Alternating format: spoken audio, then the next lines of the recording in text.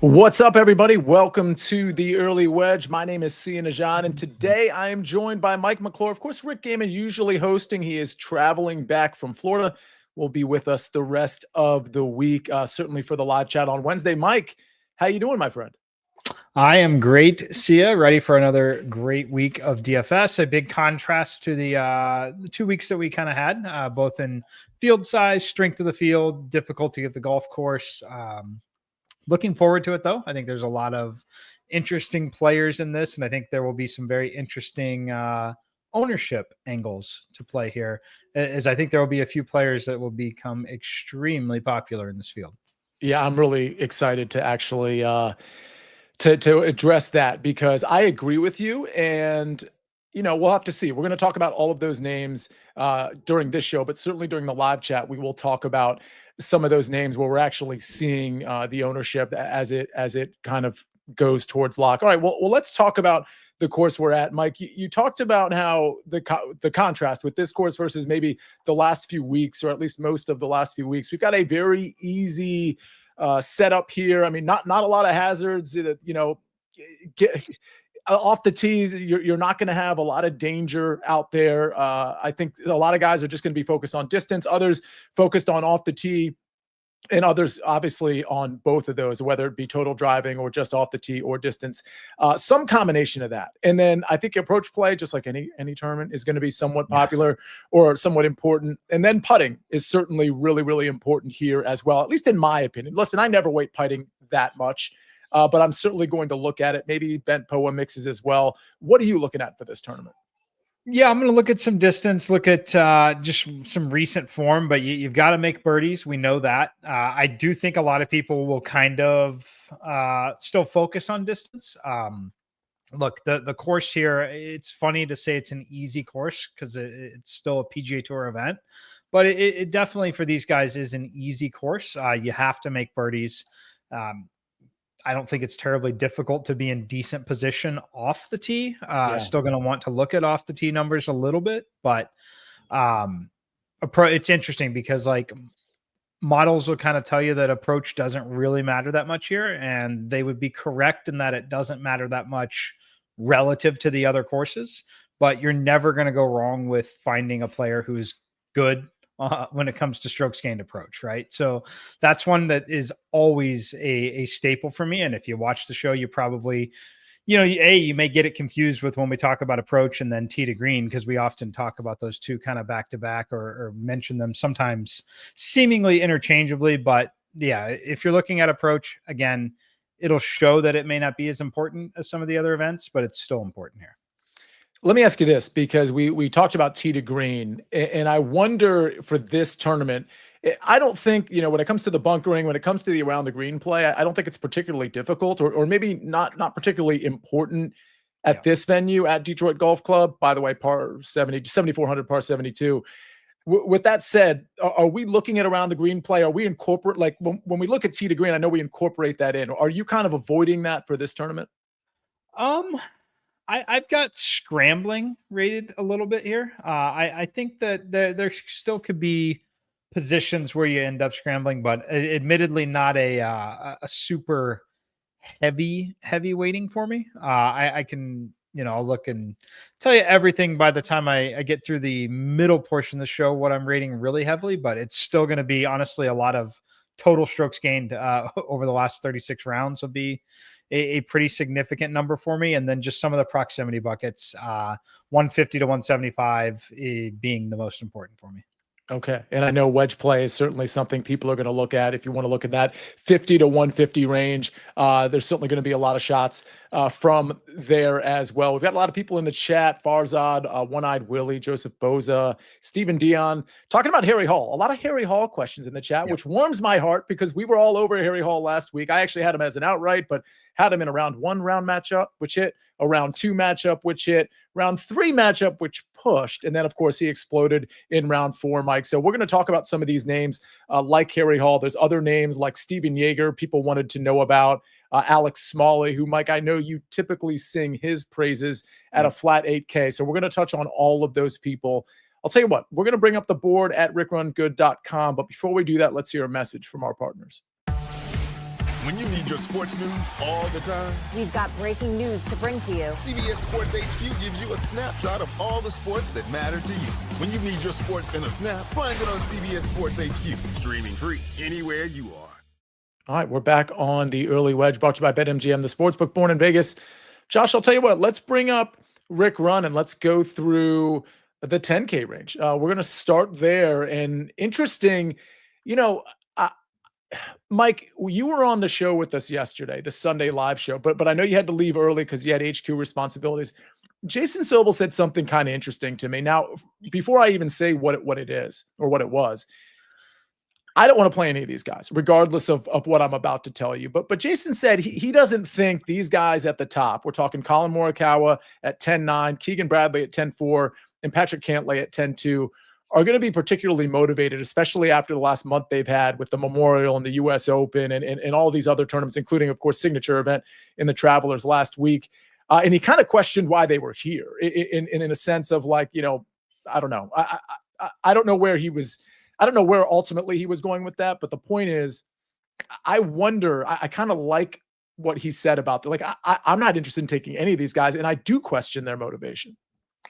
Yeah, no, I think it's extremely fair. I think that'll be the real sentiment across the industry as well, though. I see shockingly, I think it was Joseph Boza, says shockingly good field considering normally Rocket doesn't always get the best field, just kind of where it's sandwiched on the schedule. But I do question the motivation for some of those guys. Honestly, I think that, it was kind of surprising to me that we didn't see Keegan pull out. I mean, maybe, some sort of sponsor obligation that is certainly keeping him there. But yeah, I'm not anxious to attack this region really at all. And then the only caveat there is, as I say every week, there's certainly still a price point and ownership combination that would make these guys playable for me. So it'll be something we will monitor and we'll have to talk about on the Wednesday live show and kind of see where some of the projected numbers are coming in on it. But as of right now, all things considered, if we're just ignoring ownership, I have no interest in any of those three players. It's an interesting ownership angle. Josh, we don't usually do this at the beginning of the show. Would you mind stepping in? Would you mind coming on? Because you had a comment in our private chat that I actually think is really worth talking about, because I think a lot of people will share the sentiment that I just shared and that like, hey, not interested in these guys. I question their motivation. But you have kind of a bit of a counterpoint on Colin, Keegan, and Patrick. I for two of them, I just don't think they are excited about the way that they're playing right now. Oh, and Colin and Cantlay. Cantlay is probably the most surprising to me just because he's kind of a signature event and major championship golfer and doesn't play a ton other than that. And then I think we're going to spend a lot of the next 8 weeks or so talking about Keegan Bradley in the context of the Ryder Cup. And even if he doesn't auto qualify, is it just the elephant in the room that he's like the 5th best American golfer on the planet right now? And so I just kind of think we're going to see him in as many places as possible that makes sense, because he doesn't want to have to come to that decision. He just wants to auto qualify. I think that would be his ideal situation. And even playing this week, I'm assuming he's not going to be in the John Deere field. He'll get over to the other side of the pond early, probably play the Scottish and then play the Open. And then if he plays well, the next 3 events, he's going to be really well positioned. But yeah, I think it's interesting with big names always at an event like this. But considering these 3 guys, I think there's at least somewhere to go as to why they're here. Yeah, that does make sense. And Joseph Boza pointing out, and I assume these numbers are true, or that they're right. Ryder Cup points, Colin is 7th, Keegan 9th, Cantlay 14th. Josh nodding his head in agreement there. Really interesting stuff. I mean, obviously that is an angle that I hadn't really fully considered here on a Monday. Mike, all of that context in mind, of course, what Josh said, but just everything in mind. If you had to pick one of these 3, who would you lean on? It would be Keegan. And look, it makes a ton of sense about the Ryder Cup. He's clearly got the form, and that's what I would lean into here. I would say that Colin and Patrick Cantlay both probably don't necessarily have the form right now. I think in the case of Colin, like it's not going to shock me at all if he goes out there and, is able to regain that form immediately in this kind of field and this kind of setup. So I would probably rank them Keegan, Colin, then Patrick Cantlay.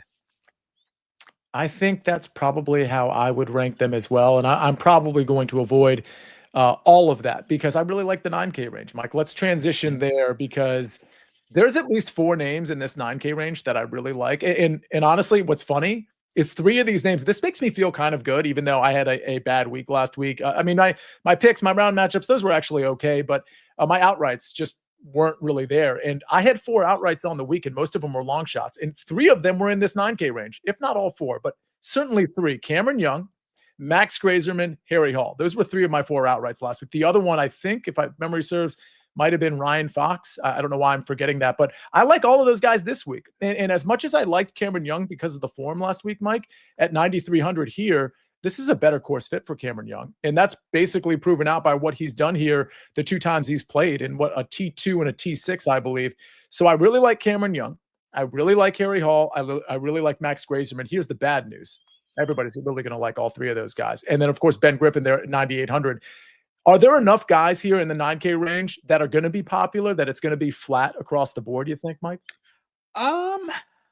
It possibly could be. I will definitely need to, I say this a lot of weeks, but we'll definitely need to check in on Wednesday and see where kind of the consensus is. But what I can tell you, what I think is going to happen and like where I think the ownership will concentrate is I think it will be the 3 of Ben Griffin, Harry Hall, and Cam Young. I think that those will be the big 3 in this range. As far as does one get overwhelming support over the other, I don't think so. I like all 3. I'm going to play all 3. I think Ben Griffin has been the best player in this field over the last 24 rounds of golf, which says a lot because Keegan Bradley's in the field. Yes, I get that. But I think Ben Griffin's been phenomenal. And I'm going to continue to play him. Look at this here. Obviously, you see the travels, losses around the green, but look at all that green in his last few events, and consider the fields also. That's the PGA Championship, the Charles Schwab, the Memorial, the U.S. Open, and the Travelers. He's doing that in those fields. This is a pretty good field. This is nowhere near an elevated event. This is nowhere near a major. I think that Ben Griffin is the first click here, but I think all the ownership concentrates on Ben Griffin, Harry Hall, and Cam Young here. Yeah, I totally agree. I think that's where a lot of lineups are going to start. And oh, by the way, if you do that, if you go Ben Griffin, Cam Young, you're left with about 7,700. You can put all 3 in your lineup if you want, but you're going to have to dip into that low. I mean, probably the 6K range, which you can do. But I just want everybody to know that's going to be a popular construction. But just so you're aware, Ben Griffin, Harry Hall, Cam Young in a lineup, which again, I think a lot of people are going to do, or some combination of those 2 of those 3 is 7,100. So these lineups, Mike, are super doable. Okay, so knowing that those 3 are going to be pretty popular, which of them are you willing to play in spite of the fact that they're going to be popular? All of them, or just 1 or 2? All 3. Okay. I like all 3. I think they're deserving favorites. I say favorites like they're favorites to win the tournament. Some of them have pretty good price points to indeed win that tournament, but I think they're all very firmly in the top 5 of this field right now. And if you want to discount Morikawa and Cantlay a little bit, like we kind of just talked about, I think that that's what the general consensus will be by the time these DFS contests lock. I want to ask you about Luke Clanton, and I certainly don't think Siwoo is going to get much attention, probably not Hideki either. But the one of those 3 that I think it could go sideways for is Max Grazerman. Now, you can make the counter argument too, but what's weird about Max Grazerman is that, and why I liked him last week, is because the ball striking is not just off the tee. The ball striking has been good for Max. What's weird, though, is it's 3 tournaments in a row where he hasn't found the putter. Once he finds the putter, Max Grazerman has a chance to win this tournament. I just think it's weird that he's losing multiple strokes per tournament, as we see here. Josh has brought it up. Over 2 strokes, over 3 strokes, over 2 strokes. I mean, this is a guy that's a monster with the putter. But I will say this. I do expect him to bounce back there. And this course profiles so well for what Max Grazerman usually pulls off, which is off the tee prowess and the putter. Any thoughts on any of the guys that are not going to get ownership in this 9K range, which I would imagine Luke Clanton, he's a fun name, but I don't think people are really in the mood to play him any longer. And then, of course, Siwoo Kim, known as a shorter hitter. So I think people will be kind of timid to play him, even though you can succeed here being a shorter hitter. And then, of course, Hideki, I think people think he's such a wild card, they'd rather go somewhere else. Yeah, I think that I'm not going to play Clanton at 9. It wouldn't surprise me at all. I think the kid is still clearly has a lot of talent. The off the tee numbers and some of that was really discouraging at the Travelers. You know, you see here on the screen, he had a beautiful stretch off the tee. Like the one thing you could count on from Luke Clanton was that he was going to be good off the tee, right? And now that we've seen back-to-back weeks where he wasn't good off the tee, I'm going to pump the brakes a bit and just kind of wait. Now, we've got a pretty good sample size of him being very good off the tee. So it wouldn't be surprising at all if he was able to go figure it out and be fine off the tee there. But it's really the putter's kind of a mixed bag. So when I know the putter's a mixed bag and the off the tee hasn't been there in 2 straight events, that's concerning to me at that price point. So I'm going to be out on Clanton. I don't think anyone's going to play Siwoo. And just over the last few weeks, we were talking about Siwoo Kim being one of the better players and more consistent players on tour of late in those incredibly tough events in terms of majors and those signature events. So I would potentially play Siwoo. I don't think anyone's playing Hideki at that price point. I don't know yet on Hideki. I might play one Hideki lineup. Fair enough. And also, Siwoo was one of the many WDs last week, so that's something to check in on. Sites 501 in here says, any word on Michael Thorbjornsen's injury? Like, I think there's a lot of like WD and injury concerns for this tournament, at least more than normal. I'll answer the Michael Thorbjornsen question in one sense. I haven't followed up, and I don't know that there's any new information. If anybody that's watching has new information, because he withdrew, I think it was the Charles Schwab Challenge, and he had a wrist injury.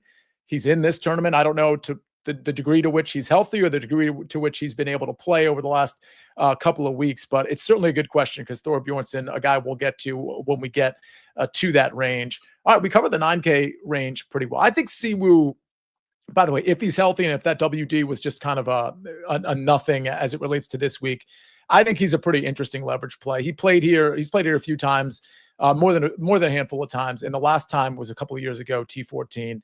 He's just a classic case of a guy that, he's a shorter hitter, not super great off the tee necessarily, but if nobody's going to play him, I'm happy to play Siwoo Kim there, maybe along with some of those other popular players. All right, let's go to the 8K range, Mike. A lot of really good players here as well. We start off with Tony Finau, not a guy I've played really all year, not playing him this week either. Wyndham Clark, somebody in the chat says they like him at 8,600. We got Ricky Fowler at 8,700 for some reason. Keith Mitchell at 8,800. Minwoo Lee, 8,500. It goes down the list to Fitz. Rasmus, who I do like, and some guys in the low 8K range that I like. Give me 2 or 3 names here. I'll go to the very bottom. How about Alex Smalley and Chris Gutterup? Those are my 2 favorites in the range. And I'm definitely playing both of those guys in the lineups across, everything that I'm doing. A lot of them, they're actually, those 2 are in the same lineup most of the time here for me. So I like both of them. I think Smalley for sure is a top 10 player in this field right now. And just continues to not be priced like it. So I'll be in there. Gutterup, same thing. I'm pretty sure he's just been absolutely elite off the tee. He has. The putter has been the question mark, which we've just sat and talked about how you need to be able to putt. He certainly hasn't been able to do that. The good news is it's not necessarily a terribly difficult place to go figure out the putting. It just rewards those who are already very good at it. I'm willing to back someone who's that good off the tee, though. And trust that when you continue to put yourself in a good spot off the tee, the putting will eventually come around. That's at least what I'm going to sell myself when it comes to him. Tony Finau, I think, is so fascinating because we talk about the strength of the field. We skipped we hit the 10Ks, the 9Ks. Now we're in the 8Ks and we finally get to Tony Finau, who's won this event before. Yeah. And we still don't want to play him. And we still don't, it's just crazy. And you see why. I think it's kind of similar to Luke Clanton right now. You think Tony Finau, you would expect if I said, let's pull up Tony Finau's scorecard or his strokes gain log here, which column would you bet was always going to be in the green? It would have been the off the tee. Like that's where his game is. But those off the tee numbers, the last 3 tournaments, just absolutely brutal. Yeah. Does it come back at a place that he's won? I don't know. I don't know if I'm going to play him. Are you going to play him is my question. No, I mean, listen, I never play, and I shouldn't say never. It's not like a blacklist thing. I just never get around to playing Tony Finau when he's value, which he is here. Certainly, I don't play him. I just think Tony Finau's a big brand name that just doesn't come through quite as much as he needs to. And so I'm happy. Like when I look at that range, to be honest, I'll take Keith Mitchell over Tony Finau at $100 less. I would consider Minwoo Lee, even though I'm not playing him. When I look at the 8K range, I am going to pass over Matt Fitzpatrick. Rasmus Højgaard, I think, is really interesting. Off the tee, absolutely love him. He was one of my first clicks from a betting standpoint at 50-1, by the way, which he'll be one of my plays on the Best Bets show tomorrow. But listen, he's got issues with the putter as well. I mean, Goddard really has issues with putter. Like a lot of these guys, Smalley sometimes has issues with the putter. Not quite as bad as some of the other two. But yeah, the putter's an issue. But like he's gained enough here and there with the putter for me to be like, okay, Rasmus might be able to pull off. I just love the course fit. Love what he can do off the tee. Good with the wedges as well. Rasmus, probably my favorite play here in this range. I also like Alex Smalley. I think Davis Thompson is interesting. I'm not going to get to him. I wonder about Chris Goddard, Mike. I think he's so bad with the putter that I might be like, I'm willing to take bad putters, but I think he might be the guy that I say to myself, good showdown play, maybe good first round leader play. I may not end up taking him at a really good, what I think is a pretty good price at 8K. Yeah, I think it's totally fair. And I also, we're about to get to the 7Ks, but there are a lot of guys in the upper 7s that you could easily, save that $200 or $300, make that click a lot more comfortable. So I like Goddard up. He profiles well. I'm willing to ignore the putting a little bit because he's so elite in that other area. But yeah, I wouldn't fault anyone for ignoring him because of that putter.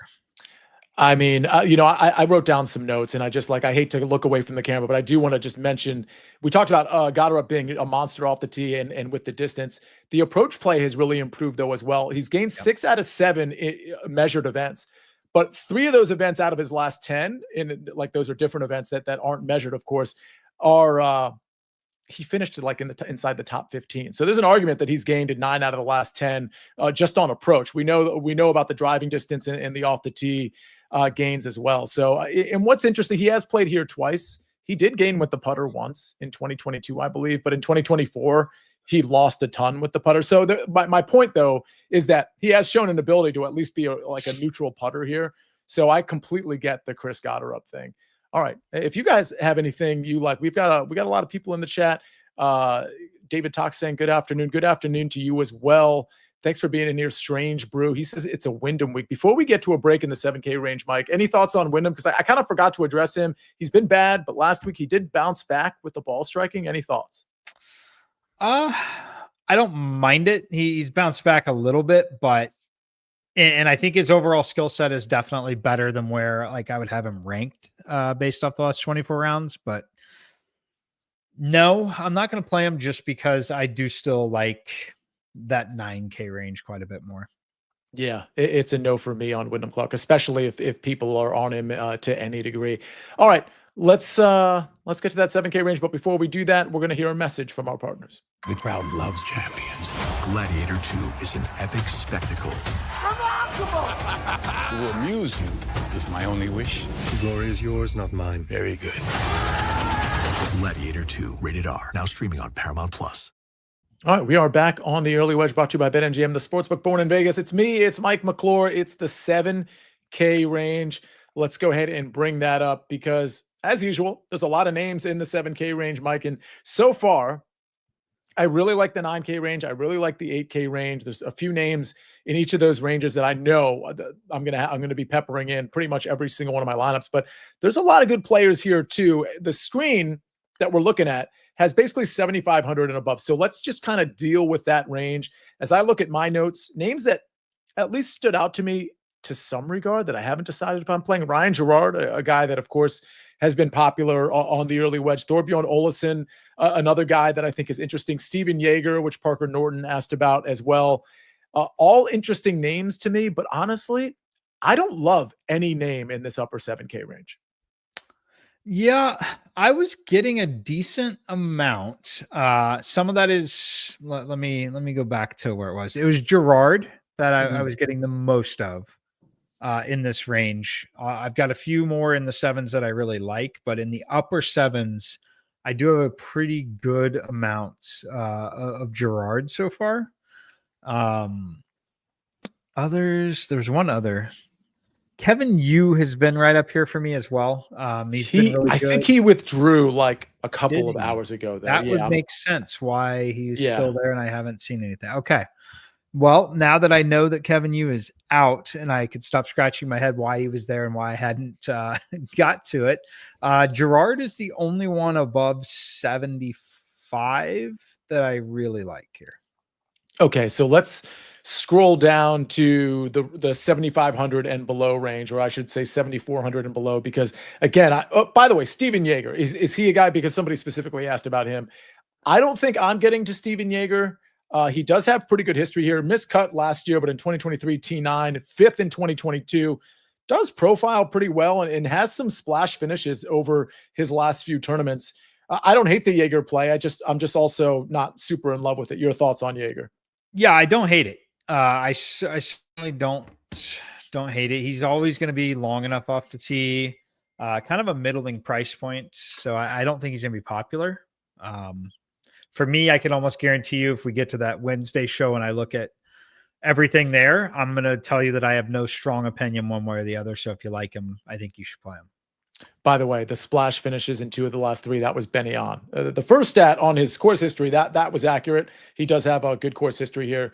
But Benny On is the one who's right below Steven Yeager that has some good finishes in 2 of his last 3. And another guy that I think profiles really well for this tournament. Any thoughts on Benny On before we move to the lower 7K range? Yeah, I think he profiles pretty well. The putter is going to be a small concern for me, but I think you could definitely do worse. And through everything we're talking through here, I don't think that range is going to be super popular. Right. So I think it'd be a really good way to get different. What I would do there is I would probably jam it. Like, say you liked Hall and Griffin or Hall and Cam Young, I'd probably try to jam him in with those 2. And I think you're going to get yourself different enough.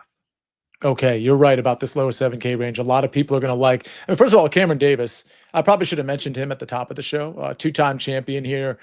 So he's 7,400, obviously not coming in with the best form, but hasn't come in with the best form when winning this tournament either. So that's at least something to consider. Emiliano Grillo's had a bit of a resurrection, a bit of a bounce back. We see Jacob Bridgman, who's been kind of slow lately, but started off the year pretty hot. Jake Knapp might get some people's attention at 7,300. That certainly makes sense. Rico Hoey has my attention, Mike, at 7,300. Michael Thorbjornsen, if healthy, has my attention. And Lee Hodges, who also, I got to admit, has problems with the putter, definitely has my attention. What are the names you like here? Grillo, definitely for me. He profiles extremely, extremely well. The way I'm setting up on this course, I've got him like popping inside the top 10 even. So I'm probably going to end up playing him and kind of leaning into that. He profiles well. I can tell you where he's, first of all, look at the US Open, for example, gained over a full stroke in every category, lost strokes putting in Canada, but it has been extremely good tee to green of late. So I'm going to play him. The reason why he's profiling so well, though, is just the approach play, hitting the greens in regulation. Every number he rates pretty well for me. Cameron Champ, the other one. Okay. He profiles extremely well for me. That off the tee play is there. He's the rare combo. I try to look and see, other than Okay, so we talked about it pre-show, or not pre-show, but at the early part of the show. Two things you got to do, or if you can do well, you're going to have success. If you're really good off the tee and you can putt, this golf tournament and this course was made for you, right? You don't have to do anything else well. If you're in position off the tee and you can go make putts, you're going to have success here. The guys that have the elite combo in that, only two of them. Let's see, three of them. Yeah, three guys really stand out to me. Ben Griffin, Cameron Champ, and Cam Young right now. Those are the three guys that stand out in a big way to me. So Cam Champ here at 7K. Really, really like him in the spot. Any thoughts? Because right next to Cam Champ is a guy that was somehow T6 at the Charles Schwab Challenge, who absolutely smashes it off the tee and can be good with the putter, Aldrich Potgeider. He feels like a little like a different version of Cam Champ, essentially. Any thoughts there? Yep, he is right here. Also 7K, just like you mentioned. He is very, very similar. In my numbers, top 5 in terms of the off the tee play. He would be next in line, and then Grillo. So there's 3 guys in that range from 74 to 7 flat that you can go pair with any of those 9K guys that we've talked about. And I think you've got a really, really strong start to a lineup. All right. We've got the skim. I can't pronounce this name. The skim boy, whatever that is. He says Cam Young wins. That's going to be Mike. I mentioned I was on HQ with Katie Mox right before this show. I gave out 2 plays. I just gave out 1 outright. Obviously on the Best Bets show tomorrow, I'll have like probably 3 or 4, maybe a 5th outright with the long shots. I gave out Cam Young at 28-1. And I gave out Ben Griffin. They were asking for a finishing position play. So I gave out Ben Griffin top 10 at plus 250. Can I get your thoughts on the Ben Griffin one? I love it. Okay. I've got Ben Griffin right there. So, when I run the sims and everything there, Colin Morikawa on skill set alone still does win the most simulations, but Ben Griffin is right on his heels in this one. So I like Ben Griffin a ton. He is definitely my favorite in this field. Okay. And by the way, it's Ski Mask Boy. Okay. That's kind of a weird name. And it's hard to read. It doesn't read like Ski Mask Boy, but Sites 501, thank you for making that clear to me. Really appreciate that. Anybody else in this 7K range that you at least considered? Obviously, Gary Woodland is here. I know that's somebody that's been on your radar recently in the past. Any thoughts on, like, did Lee Hodges or Rico Hoey make any of your simulations? Those are 2 guys that I liked. And then I'm looking like Ricky Castillo. Seems like a good, a solid pick. Sam Ryder, I think, is at least interesting. Austin Eckroat, good ball striker, coming off a nice tournament last week. Any thoughts on any other names? Castillo is the one that stands out the most. The putter has been a problem. There's no doubt about that. Everything else looks beautiful. Victor Perez is kind of interesting. Doesn't rate super well in the proximity buckets that I'm looking at, but everything else, pretty good at hitting greens in regulation, at least. Rio, we haven't talked about him too much. I think at 7,200, I think he's fine. There was one other Woodland, right, as you mentioned, kind of right there. And then the guy that's just on the threshold of meeting what I like, Jake Knapp. Vince Whaley. Right next to Rico Hoey, Vince Whaley, Jake Knapp, all kind of in that range. But for me, it was Vince Whaley. What's interesting about Whaley, because I did a deep dive on a number of these guys before the show, and I don't know how much you factor stuff like this in, Mike, but I liked Whaley too. Like, I looked at Whaley and Hoey. I almost see them as like a similar type of golfer, even though they're not really. But I looked at, like, the reason I ended up liking Hoey more than Whaley is because while the metrics are pretty good for Whaley across the board, he's lost on approach all 4 times he's played here. Yeah. I just find that, like, disconcerting that, like, literally all 4 times he's been a, like, somewhat significant loser on approach. How do you react to stuff like that? I mean, I definitely think you should take note of it. 5 times. Sorry. I'm willing to, like, I got her up was the other example. Mm-hmm. If I care about, like, 3 or 4 metrics that I really care about, right? If one of them is bad, but the other two, like two of the three, are just elite and like, top 5 to 10% of this Yeah. field, I'm Mhm. willing to let it go. What I wouldn't like is one. I prefer that to just like one bad metric and 3 middling. Like Mhm. that's clear stay away from me. But if you're elite in this field in 2 of the metrics that I care about, frankly, I don't care what you're like in the other metric, right? That's a fair point. Yeah, I mean, off the again, we're talking about off the tee and putting being like 2 of the more important things here. And yeah, the approach is bad. Again, I'm isolating it to this course, by the way, which you could make the argument that Vince Whaley today is different from the Vince Whaley 3, 4, and 5 years ago. So like that argument can be made too. But I totally agree with you in terms of just being overwhelmingly good relative to your price at 2 of the 3 or whatever, 3 of the 4 categories. That's going to be really important too. All right, I guess we can move to Ski Mask Boy likes Grillo as well. Yeah, we absolutely talked about him, Mike. You would say he's one of your favorite guys in the 7K range? Yeah, definitely one of the top 3. Yeah, profiles extremely well. All right. And I should mention Isaiah Salinda as well. I don't mind Salinda at a flat 7K. And frankly, Kevin Roy at a flat 7K. Like, I think there's a lot of ammunition in this low 7K range and a lot that's actually not going to be highly owned at or highly regarded at all. Let's go to the 6K range, Mike. A few names that I took a look at. The one that really jumped out at me was Tristan Lawrence, T12 at the U.S. Open, but T4 at the Sudal Open or Sudal. I don't know if I'm pronouncing that right. That's obviously on the Euro Tour. I think he may have found something on approach and with the putter. He's also good on these bent POA mixes.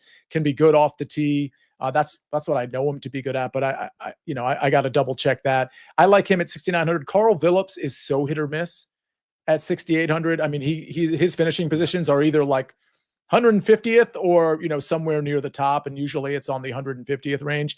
Chan Kim at 6,600 was interesting to me. I'm a sucker for Thomas Rosenmuller, just kind of a monster off the tee. And then in the really low ranges like Cristobal del Solar, who flashed recently at 6,200. I didn't love this range. I do like the upper 6K range a little bit. Anybody that you went to here?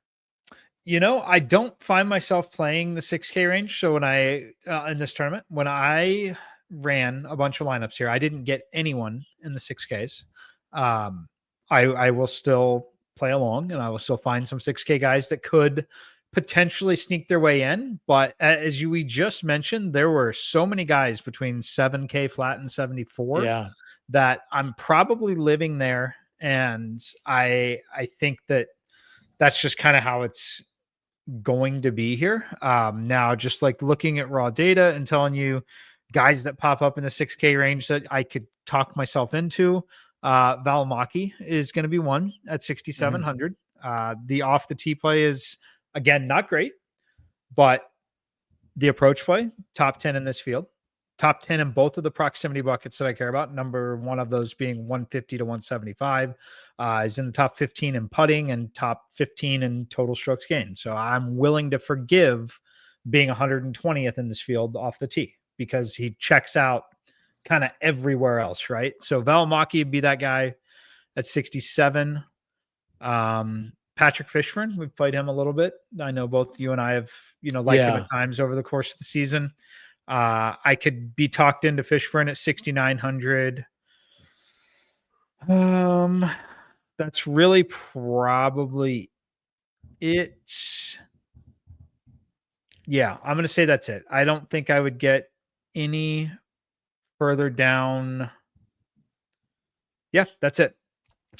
Yeah, Fishburne's interesting because you would think like he's great off the tee, and the ball striking has been actually pretty great as well. It's just the short game that's such a problem, but a lot of that is around the green play. I mean, a lot of it is the putter too, if I'm being honest, but a lot of that is the around the green play. And Fishburne's one of those guys, like, he's Mike, to me, he's a classic case of a guy that can't do it for 4 rounds, which, by the way, you don't need him to for DFS necessarily at the price. You just need him to make the cut and have a couple of good rounds. But he is like such a classic, like, showdown play or first round leader play. I mean, a guy that can find the short game, can find the putter for a round, but probably can't do it for 4. I think he's interesting. He was a late entry, I think, to this tournament with one of the WDs.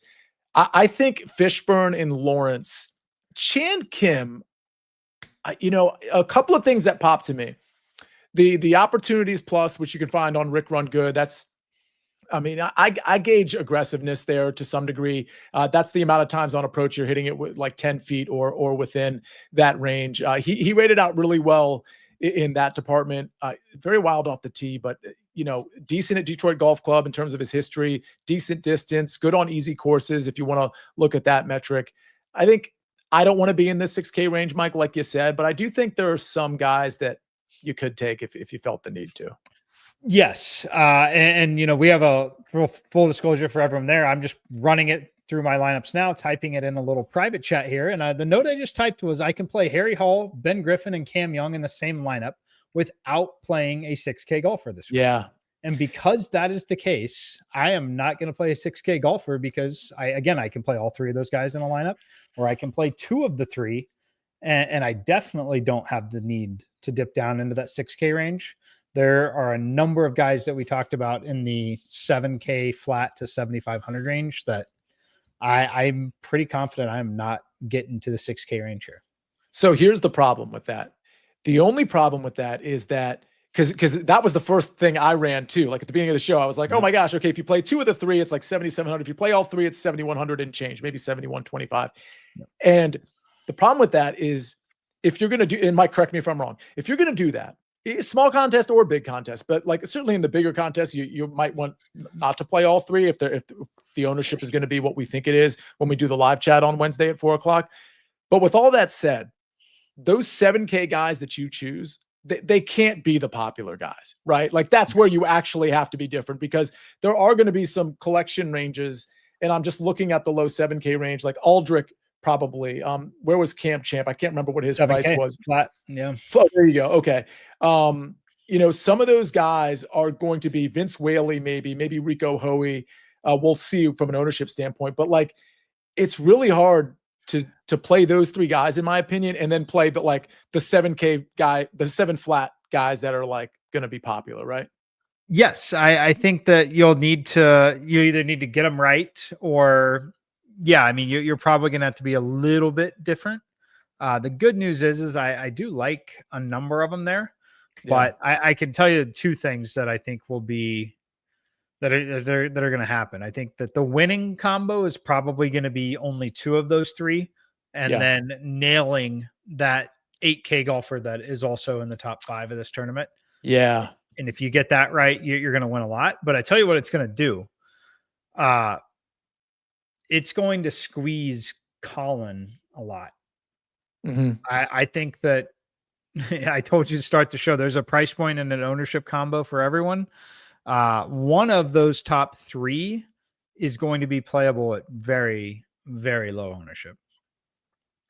Yeah, I completely agree with that. It's going to be really interesting to see where that. So I'm trying to build a lineup with Cam Young and Griffin again, which is going to be popular, but I'm trying to make my roster construction different.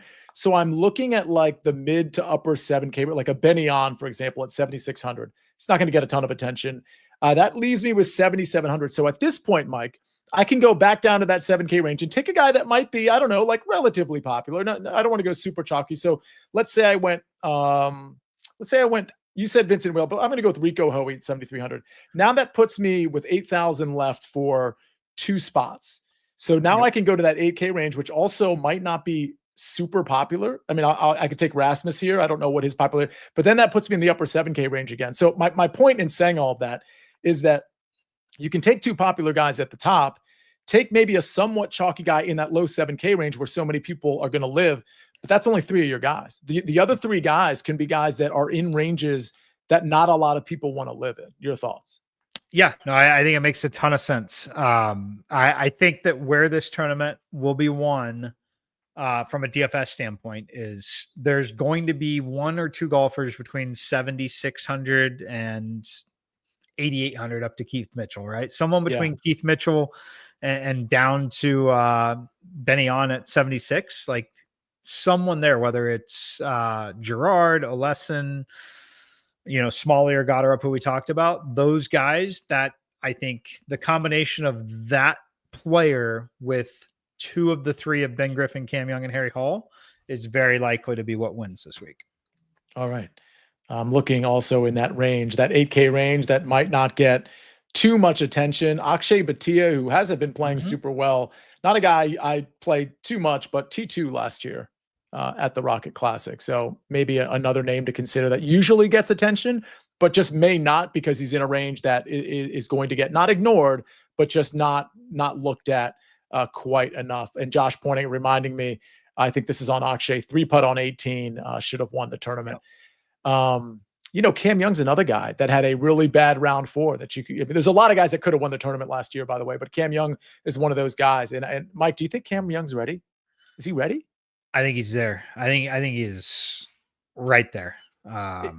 Is he one of your outrights this week, or you're not sure yet? I am not sure yet. I haven't locked it in, but Chief this might be a sign. Chief it is ready for a little bit of Cam Young. Yeah, I think that the dog, by the way, is not 9 feet tall. He is standing on the desk. He is tall. He weighs 92 pounds, but he is not taller than me, just for the record. But yeah, we're going to lock in Cam Young right now. We're going to take this as a sign from Chief.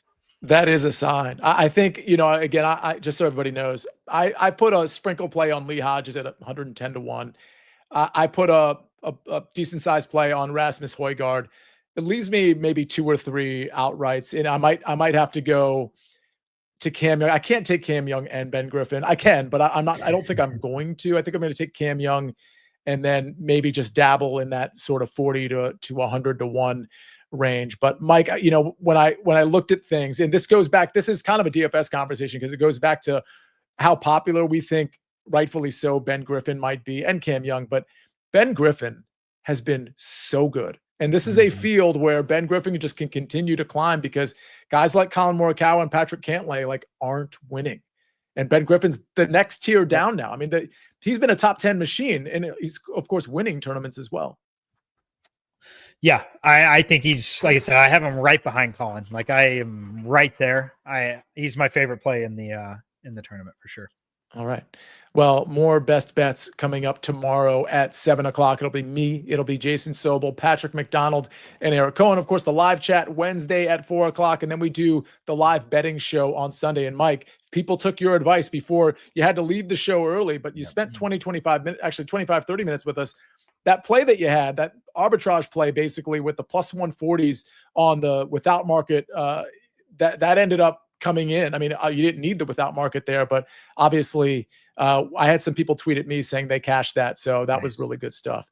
All right, ladies and gentlemen, that'll do it on behalf of Josh on the 1s and 2s and 3s and 4s. And of course, in front of the camera as well. And Mike McClure, my name is Sia and Nejad. We'll see you tomorrow on the Best Bets Show. And don't forget to subscribe to this channel, subscribe to this podcast. We've got the Early Edge coming at you tomorrow at 10 in the morning. Best Bets tomorrow at 7:00 at night. We'll see you next time on the Early Wedge.